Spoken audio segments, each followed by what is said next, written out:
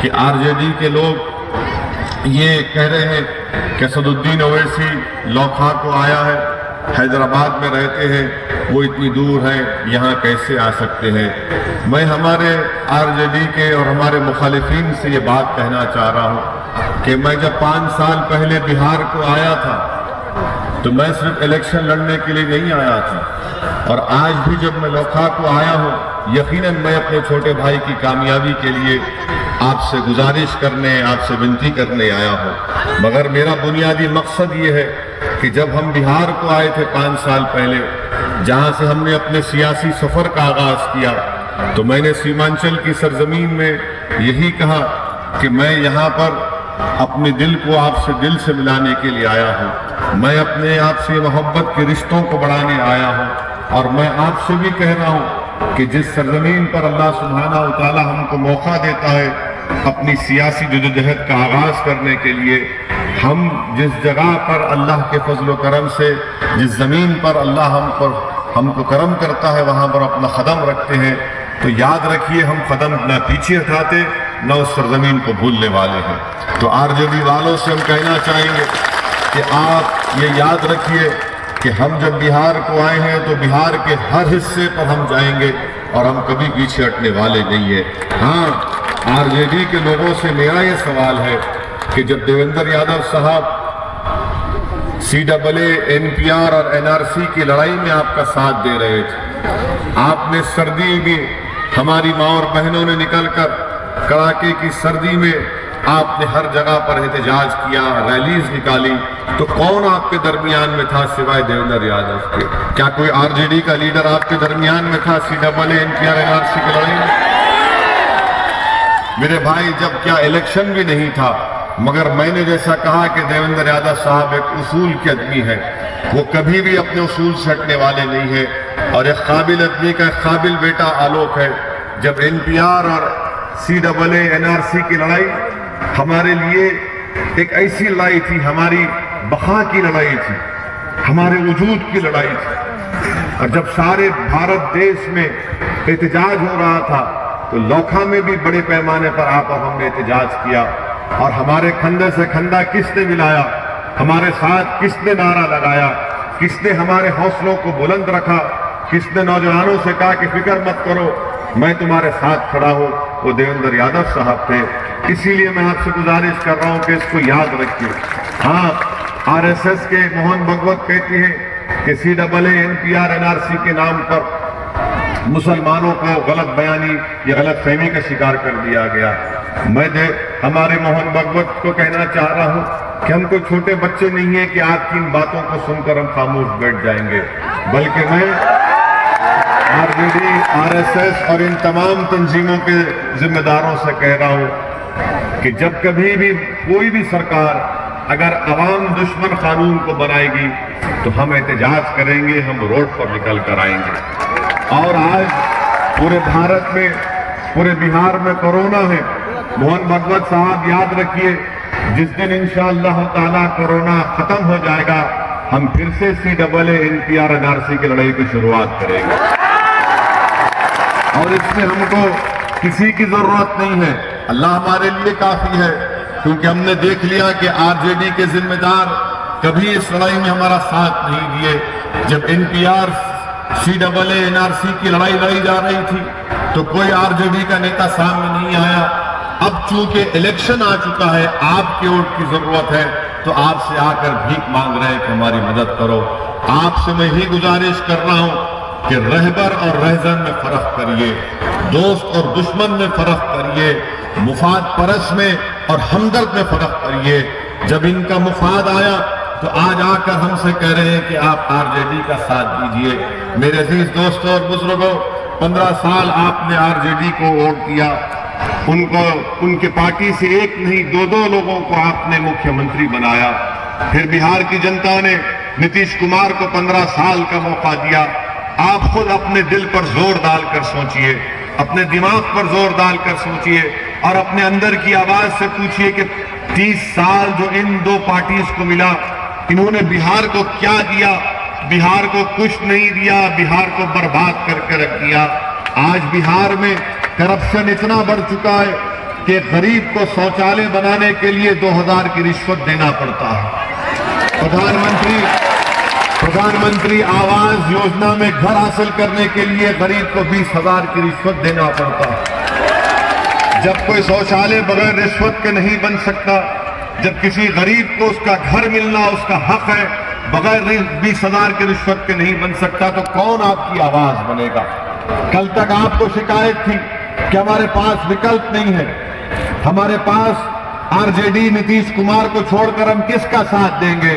मेरे अजीज दोस्तों और बुजुर्गों, आज आपके सामने एक विकल्प है, वो है आलोक यादव के रूप में, देवेंद्र प्रसाद के रूप में, असदुद्दीन ओवैसी के रूप में, उपेंद्र कुशवाहा के रूप में, राजभर के रूप में। और आज कल तक बिहार की जनता परेशान थी। देवेंद्र यादव साहब ने मुझसे सही कहा कि बिहार की वो एक बार जर्मनी गए थे, तो जर्मनी में उनसे किसी ने पूछा कि आप क्या लेंगे, चाय या कॉफी? तब उन्होंने पूछा कि क्या तुम्हारे पास चाय और कॉफी है? उससे के कुछ नहीं है। तो जर्मन के लोगों ने कहा कि हाँ, हमारे पास सिर्फ चाय और कॉफी है। तो यही हाल बिहार का हो गया कि शायद टी या कॉफी लो, अब चाय कॉफी नहीं, बल्कि अब एक मुस्लिमों का एक अलायंस बना है। तमाम बेआवाज कमजोर लोग मिलकर नीतीश कुमार और आरजेडी के गुरूर और तकब्बुर को इनका खात्मा करेंगे और आपके हक के लिए लड़ेंगे इंशाअल्लाह। और आप याद रखिए कि एनपीआर, CAA, NRC की लड़ाई बहुत अहम है हमारे लिए। आज कोरोना की वजह से हम खामोश बैठे हैं। ये बीजेपी के लोग, आरजेडी के लोग जो अपने घरों में आराम से अपने घर में, अपने घर की गर्मी में आराम से सो रहे थे, हम रोड पर थे, हम कड़ाके की सर्दी में अपने हक के लिए, अपने बका के लिए, इस देश को बचाने के लिए, देश के संविधान को बचाने के लिए, इस देश की रूल सेकुलरिज्म को बचाने के लिए हम लड़ रहे थे। पुलिस की लाठियां खा रहे थे, झूठे मुकदमे हम पर आयद हो रहे थे। उस वक्त कोई नहीं आया। इसीलिए मेरी आपसे गुजारिश है कि मैं आज आपके दरमियान में आकर आपसे गुजारिश कर रहा हूं कि आप इस चुनाव में मेरे छोटे भाई आलोक यादव को कामयाब करिए, यहां से अपना मेले बनाइए और इंशाअल्लाह ताला आप देखेंगे कि बिहार की विधानसभा में ये जब नौजवान आपका विधायक बनकर जाएगा, मुझे यकीन है कि वो इख्तिदार की कुर्सियों पर बैठने वाले, इन तमाम सत्ता की कुर्सियों पर बैठने वालों की जिंदगी को ये हराम कर देगा, इनको बेचैन कर देगा आपके हक के लिए, आपके काम के लिए। आपके सामने एक मिनिस्टर है, आपने मैंने वो वीडियो देखा कि वो डिजास्टर के मिनिस्टर भी है, क्या नाम उनका, रामेश्वर साहब, हाँ, उनको अवाम ने भगा दिया। क्या मिला फिर 15 साल में? अब आप देखिए, अब कोई आकर के आपसे कहता है कि मैं 10 लाख नौकरियां दूंगा, तो दिल्ली से मोदी आए, उन्होंने आकर कहा कि मैं 19 लाख दूंगा। कोई मजाक है कि तुम 10 लाख तो 19 लाख, या कोई किसी का हर्राज हो रहा है कि 10 लाख की बोली लगा रहा है तो 19 लाख की लगा रहा है? क्या बिहार की जनता 10 लाख उनकी कीमत है? क्या बिहार की जनता की अहमियत 19 लाख है?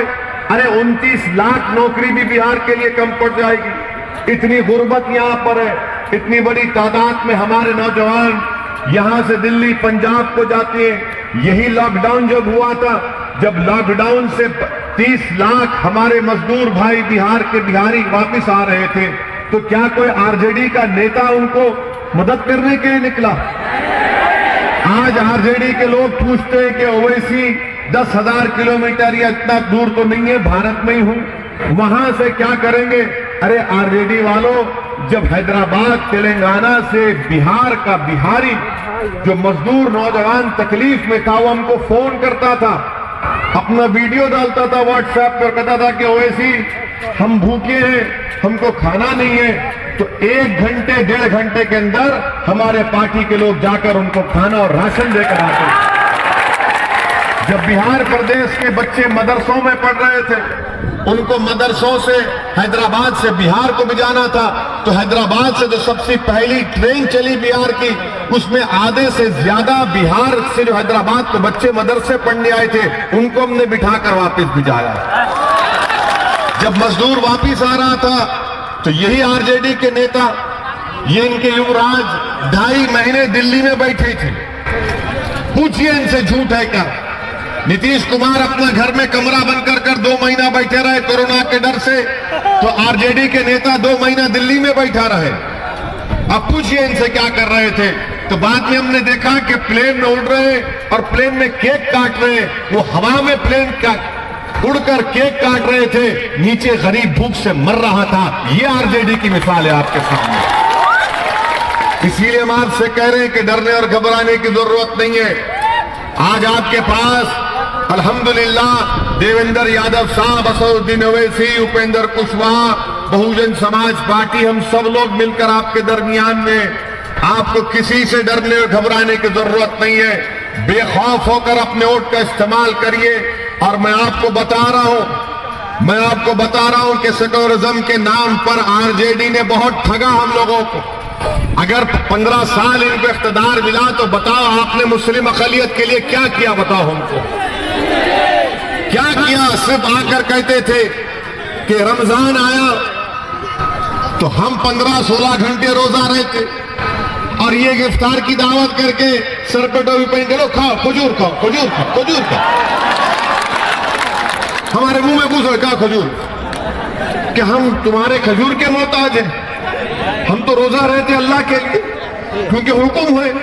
मगर वो मोहब्बत इनकी खाली रमजान में एक इफ्तार पार्टी की कर हमारी मोहब्बत दिखाते, और साल के 365 दिन हम परेशान रहते। ये कब दूर होगा? जब सियासी तौर पर आपकी एक आवाज होगी, आपकी पहचान होगी, कोई आपके गम को समझने वाला होगा, कोई आपके ताल्लुक से लड़ने वाला होगा। वरना ये लोग क्या समझते, आरजेडी के लोग, कांग्रेस के लोग, अरे ये अक़लियतें कहां जाएंगी हमको छोड़कर? हम ही तो हैं इनकी जिंदगी को बचाने वाले, इनकी इबादत गाहों को बचाने वाले, इनकी तहजीब को बचाने वाले। याद रखिए, भारत की तारीख गवाह है कि जिस किसी ने अक़लियतों से कहा कि तुम्हारी जान की हिफाजत करेंगे, तुम्हारी इबादत गाहों की हिफाजत करेंगे, उन्होंने ही सबसे ज्यादा हमारी पीठ पर खंजर घोंपा है। उन्होंने ही हमको लूटा है, हमको बर्बाद किया है। इसीलिए हम आपसे अपील कर रहे हैं कि बेखौफ होकर आप आलोक यादव की अपने वोट का इस्तेमाल करिए, और इंशाअल्लाह ताला बिहार में हम एक नई तारीख रकम करेंगे। इंशाअल्लाह ताला नीतीश कुमार नहीं बनेंगे मुख्यमंत्री, आप देखना इंशाअल्लाह।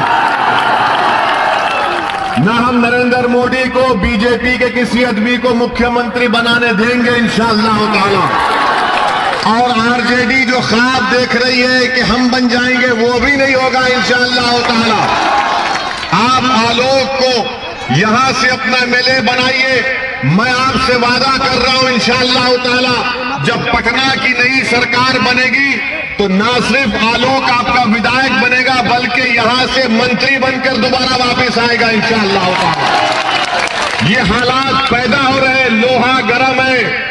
हमारी बात को समझिए, लोहा जब गर्म होता है जब ही हथौड़ा मारा जाता है। तो आज लोहा गर्म है। आपके हुकूक को मनवाने के लिए, आपकी नाइंसाफी के खात्मे करने के लिए, और आपको अपना हक दिलाने के लिए, इसलिए हम आपसे कह रहे हैं कि इनको आपने आजमा चुके हैं। आप आरजेडी को आपने आजमा लिया, नीतीश कुमार को आजमा लिया, देश ने नरेंद्र मोदी को आजमा लिया। अब आपको दोबारा इनको आजमाने की जरूरत नहीं है।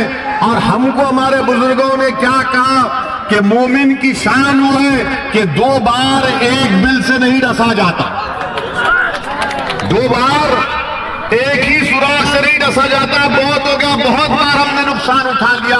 अब आपसे हमारी गुजारिश है कि बिहार के विकास के लिए, बिहार के गरीबों के लिए, बिहार के बच्चों की शिक्षा के लिए आप बताइए कौन सा डिग्री कॉलेज यहां पर? स्कूल है, टीचर नहीं है। एक नाम का दवाखाना है यहाँ पर, लौका में एक नाम का दवाखाना है, ना डॉक्टर है ना दवा है, कुछ नहीं है वहां पर। ये कब तक चलता रहेगा? ये उस वक्त खत्म होगा जब आप अपना वोट, जब आलोक के हक में इस्तेमाल करेंगे तो अस्पताल में डॉक्टर भी डर कर बैठेगा, दवाएं भी गरीब को मिलेगी। मिलेगी, उसका इलाज भी होगा, स्कूल में टीचर टाइम पर आएगा, बच्चों को खाना भी मिलेगा, डिग्री कॉलेज खुलेगा, हमारे बच्चे 3 साल की डिग्री 3 साल में मुकम्मल करेंगे। हमारे नौजवान जो रोजगार की बात कर रहे हैं, यकीनन रोजगार मिलेगा, मगर अगर कोई आकर लौका के नौजवानों से कहेगा कि तुझे नौकरी लौका में नहीं पटना में मिलेगी, तो फिर उस नौकरी का क्या फायदा।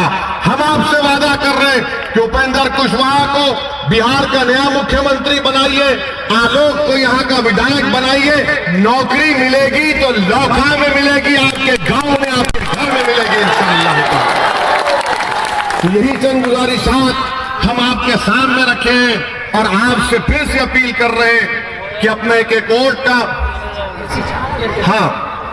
निशान है एयर कंडीशन, एसी छाप है। अब जब एसी चलता है तो पूरी गंदगी, पूरी सब चीज साफ करता है वो।